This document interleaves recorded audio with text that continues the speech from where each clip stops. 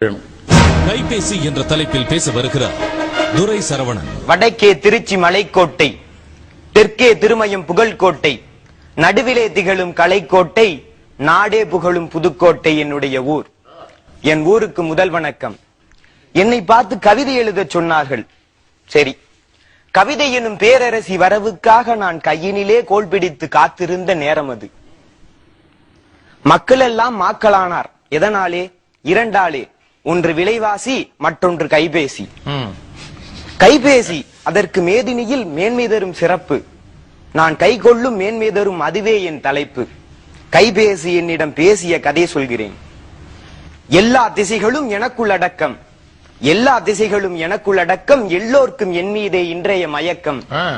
வடிவத்தில் சிறியவன் நான், வாமன அவதாரம் நான், அடியெடுத்து நான் அளந்தால் அண்டமெல்லாம் சிறிதாகும். கையளவு இதயத்தின் கடலளவு ஆசைகளை கடல் கடந்திருந்தாலும் கச்சிதமாய் எடுத்துரைப்பேன். மூர்த்தியிலே சிறியவன் நான், மும்மடங்கு பொழிகின்ற கீர்த்தியிலே உயர்ந்தவன் நான், கேள்வி ஞானம் உடையவன்.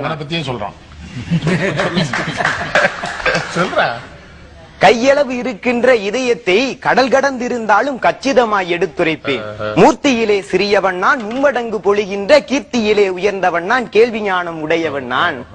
சாதிமத பேதமின்றி சமத்துவமாய் எல்லோரின் காதோரம் பேசுகின்றேன், கைக்குள்ளே வாழுகின்றேன். கண்ணியர்க்கும் காளையர்க்கும் கைபேசி இல்லையெனில் அன்னையற்ற பிள்ளையென அனாதையாய் திரிந்திடுவார். தானாக பேசினாலே, தனியாக சிரித்தபடி போனாலே பைத்தியம்பார் போகுதென்பார் அந்நாளில். வீதியிலே இன்றைக்கோ வாகன நெரிசலிலும் பாதி பேர் சிரித்தபடி பைத்தியம் போல் உளறுகின்றார். பாதி பேர் சிரித்தபடி பைத்தியம் போல் உளறுகின்றார். பாதி பேர் சிரித்தபடி பைத்தியம் போல் உளறுகின்றார். காரணம் தான் தெரிகிறதா? காரணம் தான் தெரிகிறதா? கைபேசி என்னிடம் தான் ஊர்க்கதைகள் அளக்கின்றார், உலகினையே மறக்கின்றார். மன்னனுக்கும் புலவனுக்கும் மதிகான நட்பு அன்று அன்று, கண்ணியர்க்கும் காளையர்க்கும் கைபேசி காதல் இன்று. பொத்தானை மறந்தாலும், போட்டிருக்கும் சட்டையிலே பொத்தானை மறந்தாலும், புத்தகத்தை மறந்தாலும், புசித்திடவே மறந்தாலும், பெற்றோரை அத்தானை யாரைத்தான் மறந்தாலும் மனிதன் விவேக கைபேசி என்னை வித்தகனாய் மறப்பதில்லை. காதலனும் நோக்கியா, காதலியும் நோக்கியா, காதலனும் நோக்கியா, காதலியும் நோக்கியா, இதை பேதையான பெற்றோரும் பின்னொரு நாள் நோக்கியா.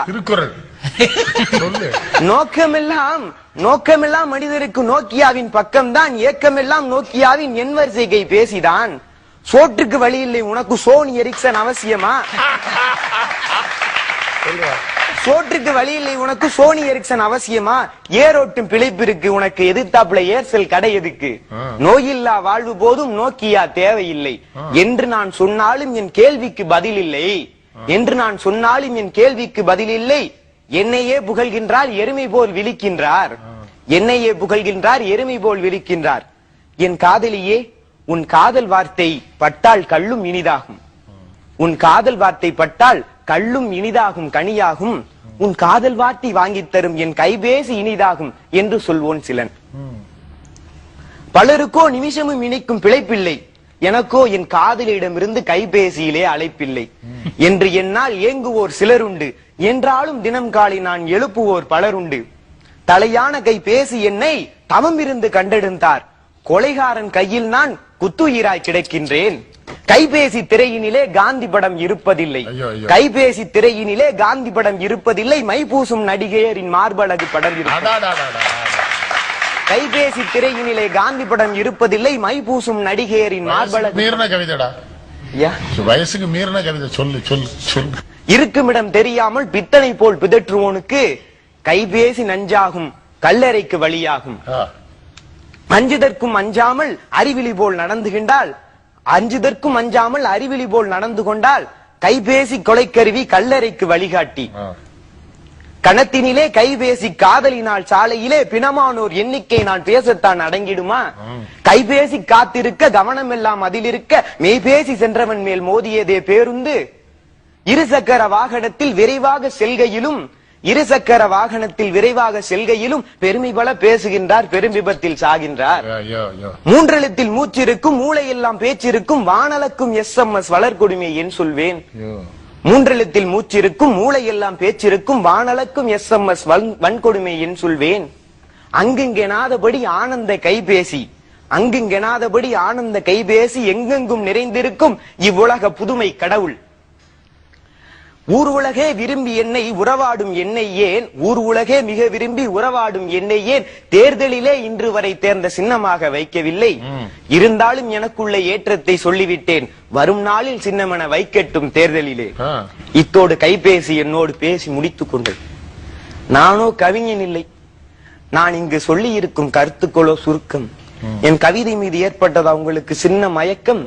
என் விரல்கள் வருடிய இந்த வரிகளுக்கு கேட்கிறேன். நன்றி, வணக்கம். இல்லாத மார்பகத்தை எடுத்து அந்த கைபேசி சொல்லாமல் சொன்னதை நீ சுகமாக பார்த்தாயோ? சுகமாக பார்க்க வயது இது. என்ன அருமையா சொன்னடா. ரொம்ப அந்த என்னடா பிள்ளை நீ கவிதை தான்டா பாடின. அது கவிதையானு கேக்குறேன். என்ன கவிதை நீ? ஆஹா ஆஹா, அற்புதமான ஒரு கவிதை. நீயே கவிதை. எப்படி கவிதையை கொண்டு வந்து பயன்படுத்தணும். அதுல யான் நோக்கும் காலை நில நோக்கும் நோக்காக்கால் தான் நோக்கி மெல்ல நகுங்க நோக்கியாவை நோக்கியா நோக்கின்னு திருவள்ளுவராவே மாறிட்ட. குரல் மாதிரிதான் இருக்க நீ.